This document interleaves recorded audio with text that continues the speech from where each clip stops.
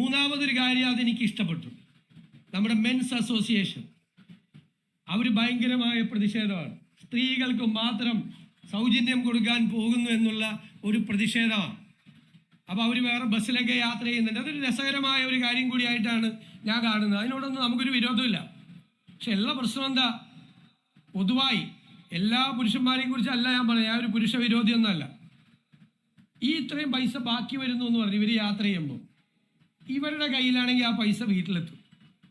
മറ്റേതാ സൗജന്യം കൊടുത്താൽ ഈ ബാക്കി വരുന്ന പകുതി കുറച്ച് പേര് കൊടുക്കും വീട്ടിൽ, ബാക്കി അവിടെ പോവും. ഞാൻ പറയില്ല, ഗവൺമെൻറ്റിന് കിട്ടും പൈസ, സർക്കാരിന് കുഴപ്പമൊന്നും ഉണ്ടാവില്ല, പോയില്ല. അപ്പോൾ ഇവർക്കൊന്ന് കൊടുക്കട്ടെ.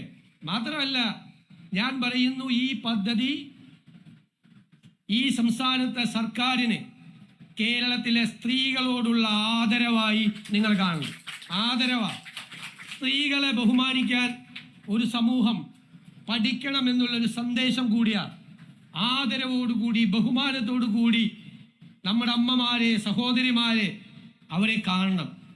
ആ ആദരവാണ് ഈ സംസ്ഥാന സർക്കാർ അധികാരത്തിൽ വന്നതിന് ശേഷം പ്രഖ്യാപിച്ച് നടപ്പാക്കുന്ന ആദ്യത്തെ പദ്ധതി കേരളത്തിലെ സ്ത്രീകളോടുള്ള നമ്മുടെ എല്ലാവരുടെയും കേരളത്തിലെ ജനങ്ങളുടെ ആദരവായി കണക്കാക്കണം എന്ന് ഞാൻ ആഗ്രഹിക്കുന്നു.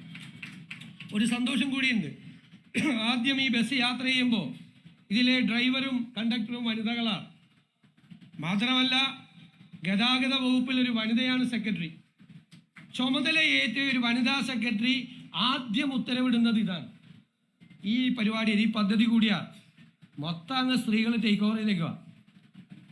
അങ്ങനെ ആകട്ടെ, ഇനിയുള്ള കാലവും അങ്ങനെ ആകട്ടെ എന്ന് ഞാൻ ആശംസിച്ചുകൊണ്ട് നിറഞ്ഞ അഭിമാനത്തോടുകൂടി നിറയുന്ന കണ്ണുകളോടുകൂടി ഞാൻ ഈ പ്രിയദർശിനി പദ്ധതി കേരളത്തിലെ സ്ത്രീകൾക്കായി സമർപ്പിക്കും.